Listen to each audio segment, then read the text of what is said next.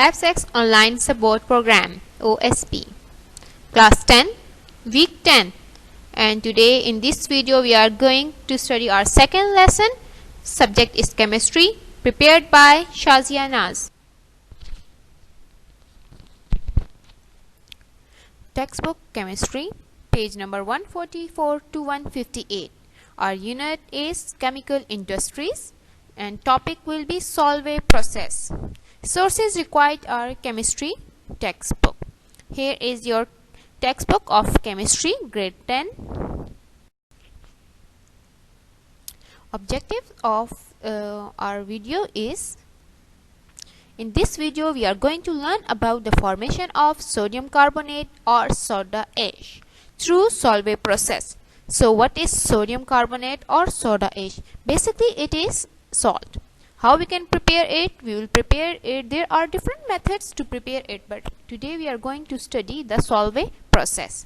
And what is sodium carbonate? Sodium carbonate is having 2 atoms of sodium, 1 atom of carbon and 3 atoms of oxygen. So they combine together and form sodium carbonate.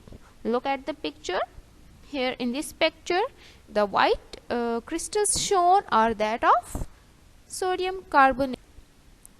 In Solvay process, sodium carbonate is also produced, but along with sodium carbonate there are many other products produced. So the product of our interest will be sodium carbonate, whereas the products from other than that of our interest is known as byproducts. Those products in a reaction which are not of our interest are known as byproducts. So in the Solvay process, along with the sodium carbonate, many other products are produced. We will have a look on these byproducts.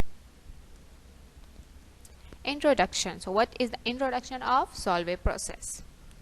The Solvay process or ammonia soda process is the major industrial process for the production of sodium carbonate.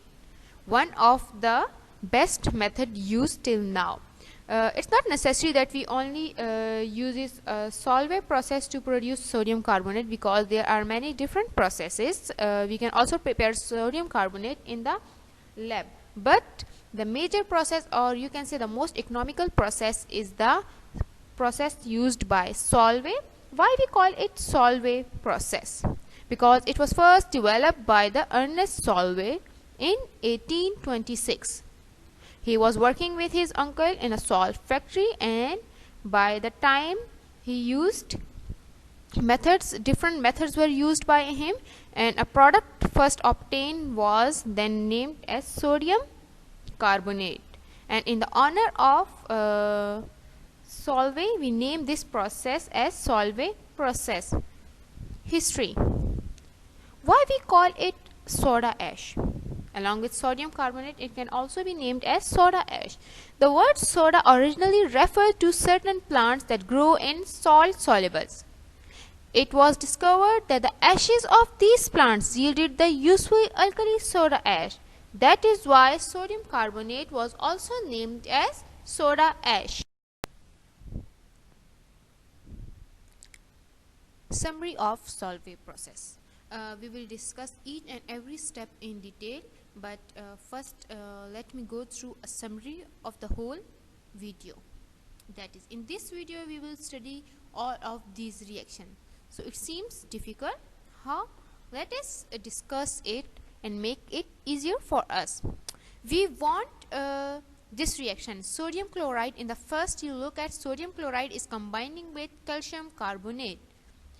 So it forms sodium carbonate or washing soda, or you can say soda ash or sodium carbonate, and forms calcium chloride along with it. So here the sodium carbonate is the product of our interest and calcium chloride is byproduct. But the Solvay process had to get around the insolubility of the calcium carbonate. So step 1 is calcium carbonate, also known as limestone, is heated. When we heat calcium carbonate, it forms calcium oxide and CO2. CO2 is known as carbon dioxide. Here we will use this CO2, and I will also tell you what is the function of calcium oxide. Now in step 2, ammonia, carbon dioxide, sodium chloride and water combines to form sodium bicarbonate and ammonium chloride. Now the third step is when this sodium bicarbonate is heated, it produces sodium carbonate, water and CO2. And the last step is ammonium chloride, that is formed in the second step, and calcium oxide, that is formed in the first step, recombines to form ammonia plus H2O and calcium chloride. With calcium chloride I have written not reused. The only product in the Solvay process is the calcium chloride that is not reused in this product, in this reaction. Okay, here carbon dioxide that is formed, we can use it again. Ammonia that is produced in this reaction can be reused, whereas calcium chloride here will be known as byproduct because it is not reused for this reaction again. So the raw materials required for Solvay process are ammonia, brine. Why we call it brine? Because brine is the concentrated solution of sodium chloride. And the next is limestone as a source of carbon dioxide and slaked lime. Okay, let us discuss the detail of the Solvay process. Solvay process consists of following steps. The first step is preparation of ammonical brine. The second step is carbonation, and our third step will be filtration. Fourth step is calcination. Fifth step is preparation of carbon dioxide and slaked lime, and the last process is recovery of ammonia. These are the basic reactions that will occur in the Solvay process, that is preparation of ammonical brine, carbonation, filtration, calcination, preparation of carbon dioxide and slaked lime, recovery of ammonia. Let us discuss in detail. Preparations of ammonical brine. What is ammonical brine? Ammonical brine is basically a solution that is having brine. I already told you that what is brine? Brine is sodium chloride, NaCl. So when ammonia NH3 combines with solution of NaCl, the product is known as ammonical brine. So ammonical brine is prepared by mixing ammonia gas NH3 in brine. What is brine? I am again and again using the word concentrated solution of sodium chloride. What is meant by concentrated solution of sodium chloride? We have two types of solution. The first is dilute solution and the second is concentrated solution. The dilute solution is the one in which the concentration of the solute is less, whereas the concentrated solution is the one in which the concentration of the solute is high. So when we are talking about the solution of NaCl, sodium chloride, here the concentration of the solute, our solute will be NaCl. So the concentration of NaCl in water will be high. Now look at the diagram. The solution is then transferred to carbonating tower. In the diagram, the first tank in which I have written as A is known as ammoniation tower or ammonical brine container solution. In this container, we store ammonical brine solution. Here sodium chloride combines with ammonia. After their combination, ammonical brine solution is prepared. Then this is transferred to B. B is known as Solvay tower, or you can also say that carbonating tower. Carbonation. So what is carbonation? The second step in the Solvay process is carbonation. Carbonation is a process of dissolving carbon dioxide in a liquid. It's not necessary that the carbon dioxide is absorbed in only Solvay process. From routine life, you can take the example of cold drinks, etc. In our cold drinks, carbon dioxide is dissolved. When we open the lid, this carbon dioxide, the gas comes out from the bottles, that is basically carbon dioxide. In Solvay process, carbonating tower is used. Why we name it carbonating tower? We name it carbonating tower because here carbon dioxide is absorbed or dissolved in the solution. Which solution? That is ammonical brine solution. In Solvay process, carbonating tower is used in which ammonical solution is kept. Carbon dioxide is passed through ammonical brine. Here the two solutions take place, that are: first, carbon dioxide combines with ammonia and water, it forms ammonium bicarbonate.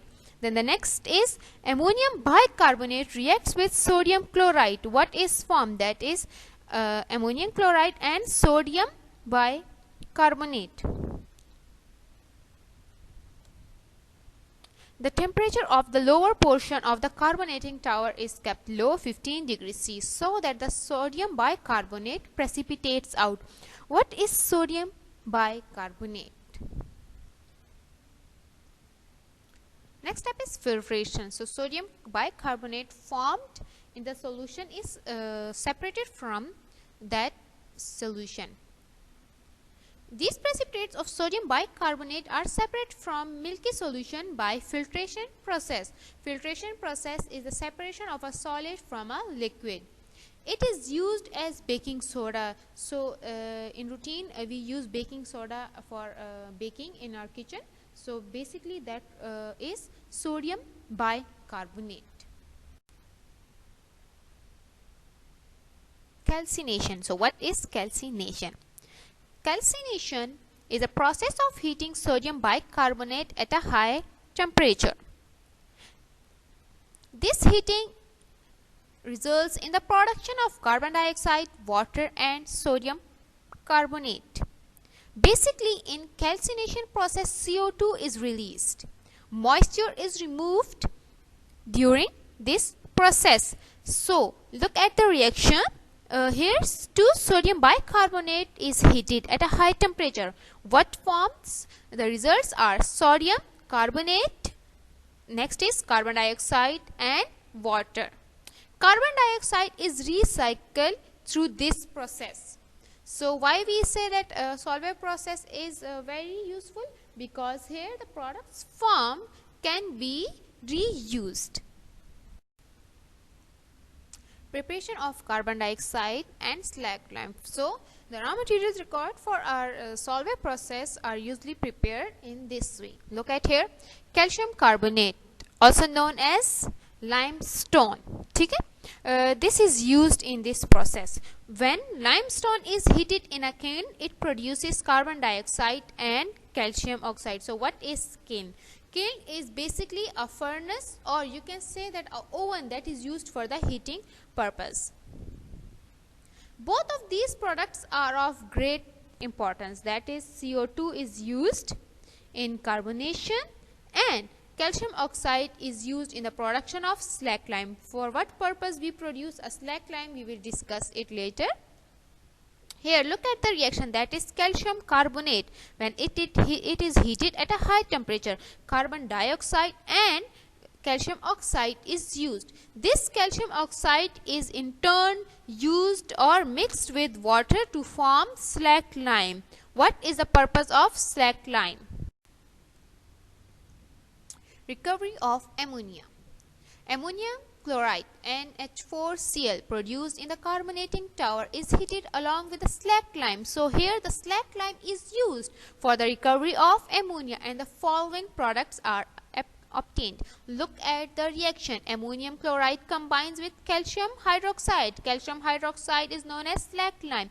It forms ammonia plus calcium chloride plus H2O. So slag lime was used to recover ammonia. That is again used for the production of sodium carbonate. Ammonia required for the Solvay process is also recovered in above reaction. So we don't need an outside source. Review of Solvay process. So here is a short review of the whole process. Look at here in the diagram, carbon dioxide, ammonia, water and NaCl, sodium chloride is combined in a carbonating tower. In the carbonating tower, 2 products are formed, that is sodium bicarbonate and ammonium chloride. from sodium bicarbonate we will obtain our sodium carbonate. So what we do, we heat it in a heater and the products formed after this is sodium carbonate, water and CO2, and ammonium chloride is sent to ammonia recovery tower. What we do, there we combine it with a slacked lime, they form the product ammonia, water and calcium chloride. Okay, at the end look at here, it is written calcium carbonate, that is sent to a lime kiln, a type of furnace. Here it forms calcium oxide. That calcium oxide combines with the water and form calcium hydroxide, or known as slacked lime or lime slacker. Here is the view, or you can say a short summary of the whole Solvay process. The arrow shows that which product is used in which step. In the whole process you can see that the only product that cannot be reused is calcium chloride. Otherwise all the products formed are reused in the same process. Advantages of Solvay process. So what are the advantages of Solvay process? It is a cheap process as raw materials are available at a very low prices. Carbon dioxide and ammonia are recovered and reused.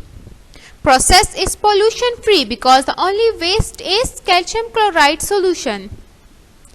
Sodium carbonate of very high purity is obtained. So the sodium carbonate obtained through Solvay process is pure. Consumption of fuel is very less since no solution is to be. Hope you enjoyed the video and learn a lot from this video. Thank you.